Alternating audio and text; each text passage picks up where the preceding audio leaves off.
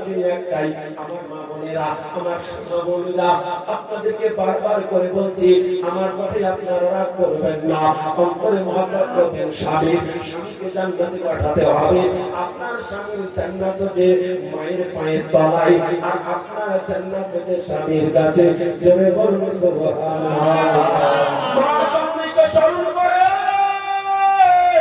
দৌড়াতে দৌড়াতে মায়ের কাছে, আর মায়ের কাছে হাজির হইয়া সর্বপ্রথমে আপনাকে জানিয়েছি, মাকে সালাম করে বেরাবেন, মাকে সালাম করে ঢুকবেন, আর সাথে সাথে ঢোকার সাথে সাথে মা জননীকে সালাম দিচ্ছে, আসসালামু আলাইকুম। বলে বাবা কাঁদছিস কেন রে? তুই কেন কাঁদছিস? কি হয়েছে তোর? একবার আমারে বল।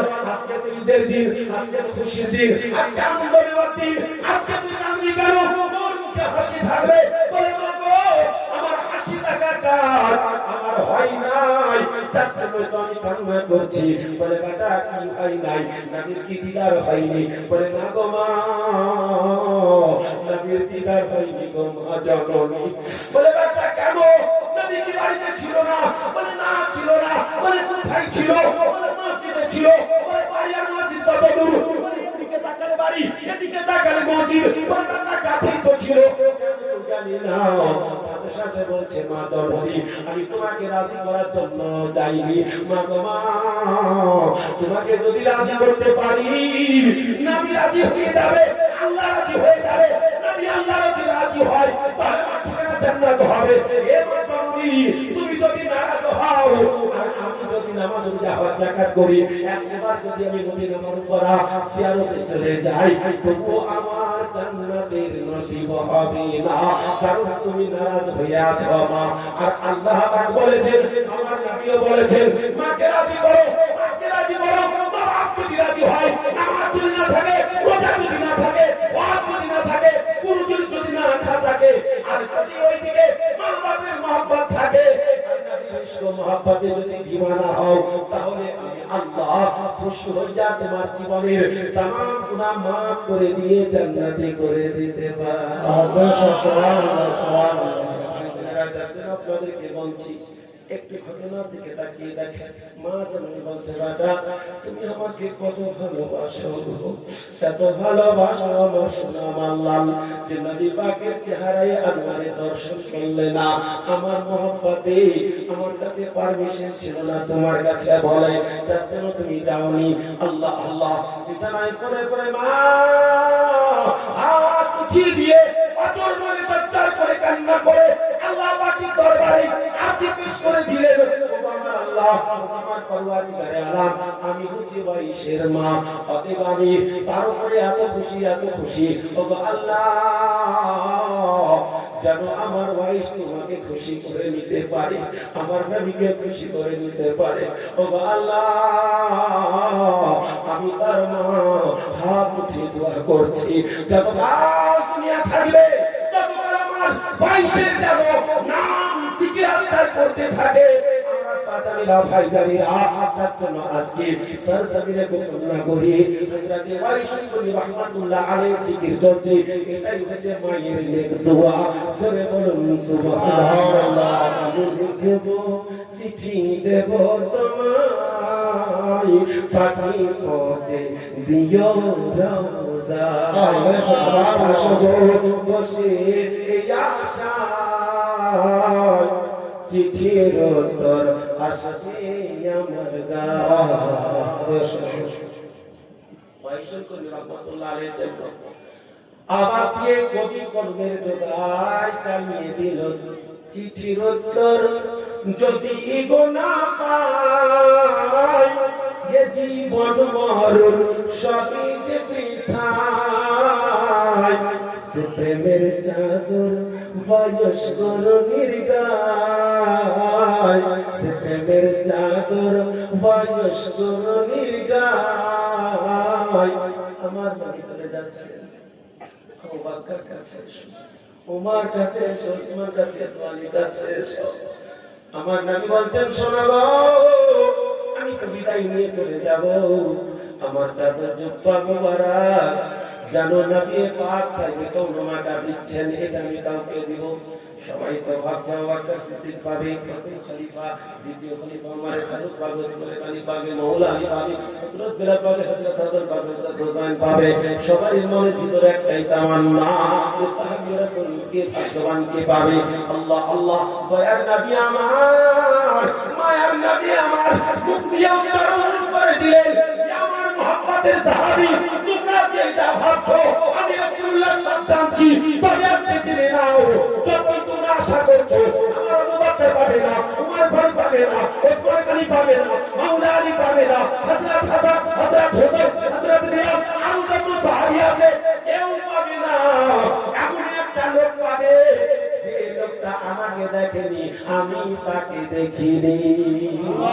এই জগতে সে আমাকে দেখেনি আর আমি তাকে দেখিনি, কিন্তু বাতিনি চোখে হাজার দেখা হয়েছে, কিন্তু সেই লোকটা আমার কাছে আসেনি।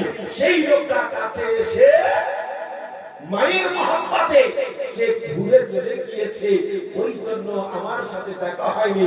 তো আমার জুব্বা চাদরখানা জানো তাকে দিও, তার নাম হচ্ছে ওয়াইসুল করনি। জোরে বলুন সুবহানাল্লাহ। জোরে হবে সুবহানাল্লাহ। আমার আব্বা জানেনা, দুঃখ করবেন না, অন্তরে মহব্বত নেবেন, কারণ আল্লাহ পাকের প্যারা রাসূল সাল্লাল্লাহু আলাইহি ওয়াসাল্লামকে ওয়াইসুল করনি চোখ দিয়ে দেখেননি, কিন্তু অন্তর দিয়ে দেখেছেন। আমার আব্বা জানেনা, ভাই জানেনা, আপনারাও সরজমিনের বকুলপুরের মানুষ, আপনাদেরকেও আজকে সেই মেসেজটা দিচ্ছি। আমি গতকালকে আহিরের ওই সাইডে ছিলাম, গতকালকে মেসেজ দিয়েছি। আমি আব্বা জান ভাইজান যেখানে যাই সেখানেই মেসেজটা দিয়ে দিই, না তোমরা দুঃখিত হবে না যে মদিনা যেতে পারলাম না, হজ করতে পারলাম না, টাকা নাই, পয়সা নাই, সোনা নাই, জহরত নাই, হীরা নাই, মুক্তা নাই, জমি জায়গা নাই, আমি যেতে পারলাম না।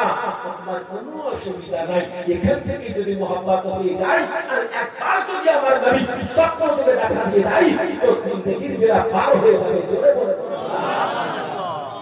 সে প্রেমের চাদর বয়স্কর নির্গায়, সে প্রেম করো নসিব বলে দিলেন, এই চাদর খানা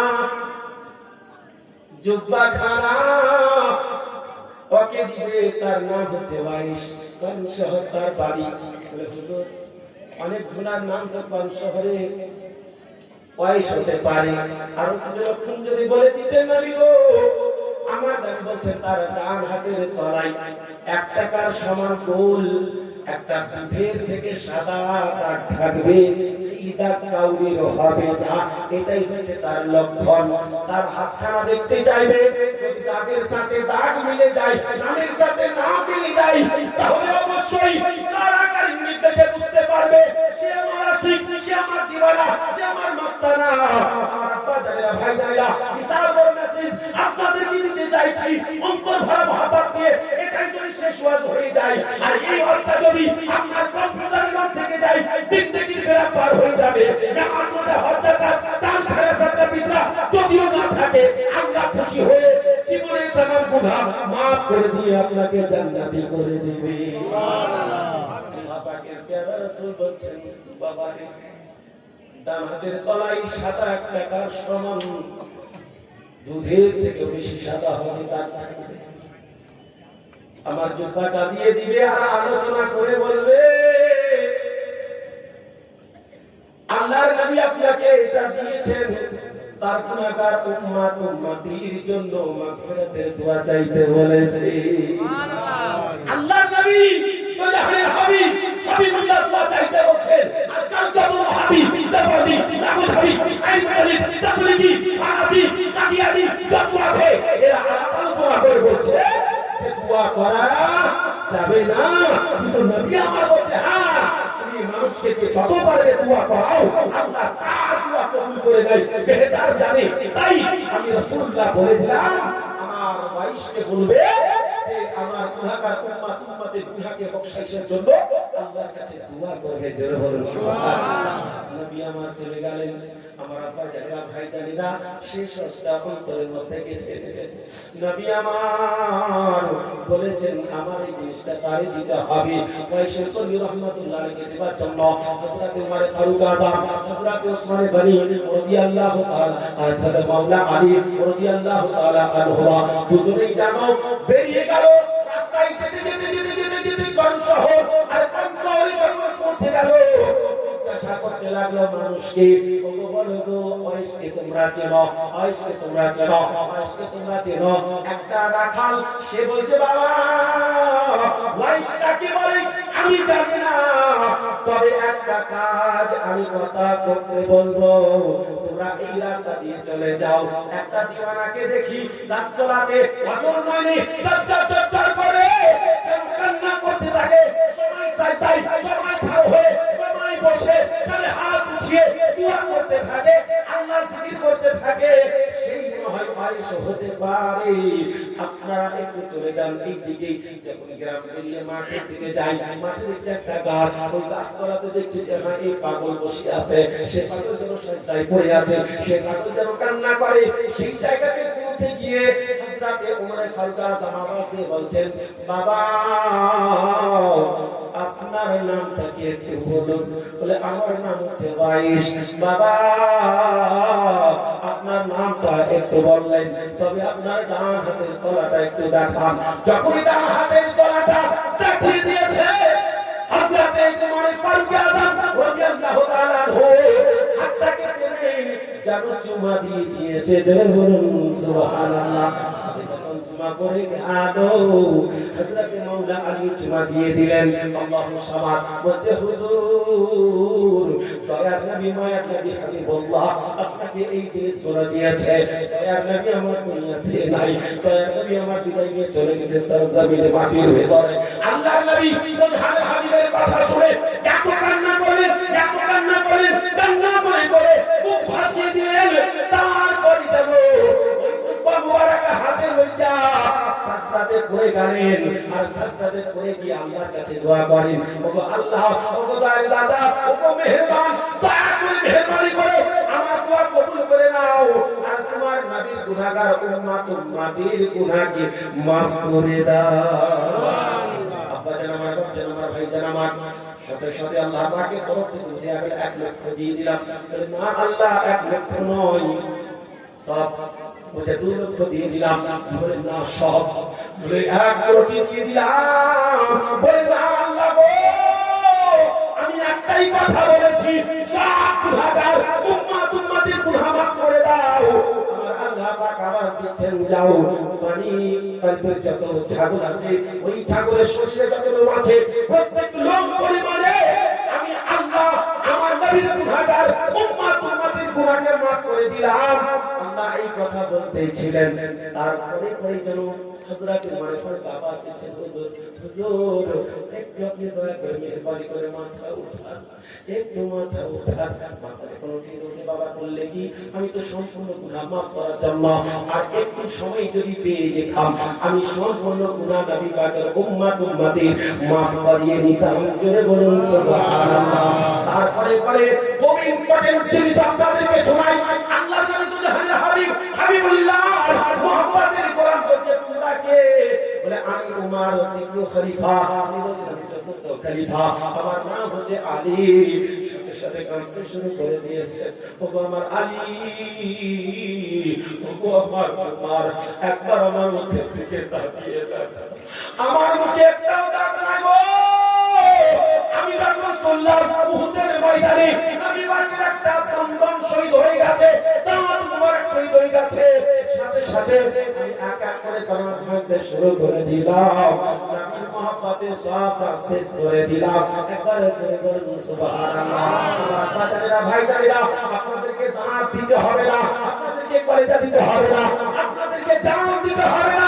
নবীর মহব্বতে এই জালসাটাকে সুন্দর করার জন্য, আগামীতে জালসাটাকে সুন্দর করে আরো মন ভালোবাসা দিয়া আরো বড় বড় করে করার জন্য আমার আব্বা জানেরা ভাই জানেরা আপনাদের কাছে চাই, যোগ্য বাপের যোগ্য বেটা দিকে বসে আছে, একটা আমার ভাই জান অন্তরে মহব্বত করে একটু হাত উঠিয়ে বলবেন যে মাওলানা